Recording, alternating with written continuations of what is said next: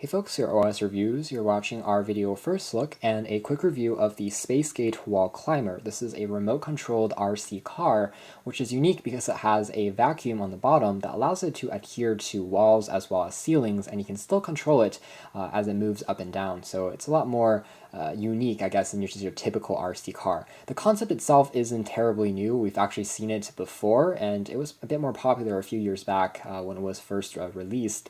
But this one sells on Amazon for under $25, which still makes it fairly affordable. Comes in a number of colors. Again, you do need a fairly flush surface. It's not going to turn across corners, but it will work with any wall as well as glass surfaces, and again, ceilings as well. So it has a pretty powerful vacuum there. Otherwise, it requires 6 AA batteries, which is quite a few batteries to consider. So both for the remote control as well as for the car itself. And you can see here it does have a rechargeable battery component as well that you can use to recharge the car once it's connected to the remote control, which acts as the charging base. So in here we have access to both the car unit itself. It's made out of plastic. It has to be fairly lightweight, just so it doesn't accidentally drop or fall down when it's actually climbing on a wall. So that's something to quickly note. Construction quality isn't the best in the world for that reason. It isn't made out of aluminum or alloy or anything like that. And in this box, we have access to the controller as well as the instruction manuals. So taking a quick look now. Here we have the user manual. It tells you how to set things up as well as in what places you can use it. And here is the remote, a pretty nice full-size remote that we have there, and that's basically it. Here is the car. So we're going to try to pull off this lever, and there we go. So taking a closer look at the remote first, yeah, again, it's made out of plastic. It does have a slightly cheaper feel to it, but it does use infrared on the very top there to communicate to the actual car. And otherwise, you can see there are 2 LED lights which will turn on when the remote is on, as well as when it's charging the car when it's connected. Power and off switches of various modes for calibrating the actual left and right turns, as well as using it for turning different directions. So it's fairly intuitive as well as easy to set up. Down below here, you can pull up this lever to reveal the proprietary charging cable. It's a very tiny little pin there. You need to use this to plug into the car for charging that, and it takes about 20 to 30 minutes to completely charge the car's built-in battery. Afterwards, you can operate it, I would say, to around 10 minutes and less before you need to recharge it again. So not bad in terms of performance.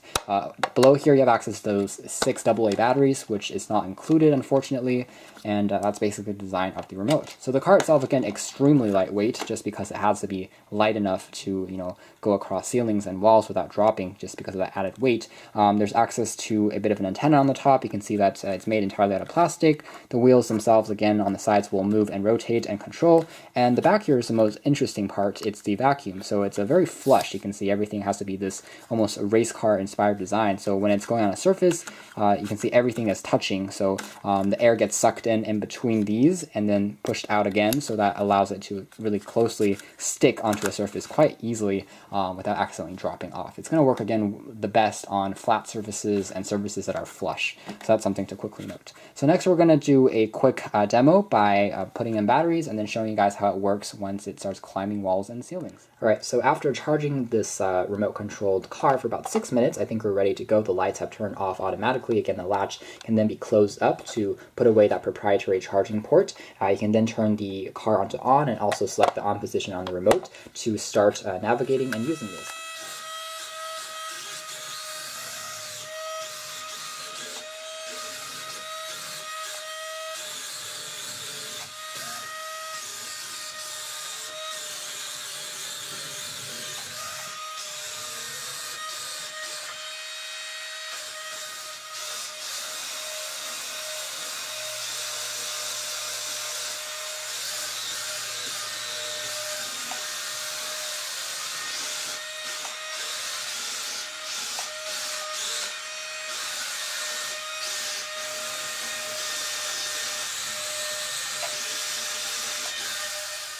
Alright, so hopefully that demo showed you guys how this thing works when you try to have it drive on a wall or onto a ceiling. You definitely notice the sound in the background. There is quite a bit of noise, but if you have it in the regular RC car mode, just on a flat a desk or onto a floor, for instance, it's pretty much silent unless the wheels are moving and navigating, as you can see there. It's a pretty sensitive RC car, so movements are quite precise and easy to control. After about just a few minutes of using it, you can really get the hang of it and use it nicely. Now, it doesn't really work when you're trying to turn corners on a wall or on a ceiling, so it's going to fall off. But otherwise, it remains very stable, and you can use this thing after a full charge for about 12 to 15 minutes before you need to recharge it again. So battery life is decent, and I like how it's rechargeable as opposed to using, a heavier or a more nuanced AA or AAA battery that you have to replace after a while. So this has been a video first look and a quick review of the wall climbing RC car. Thanks for watching here at OS Reviews.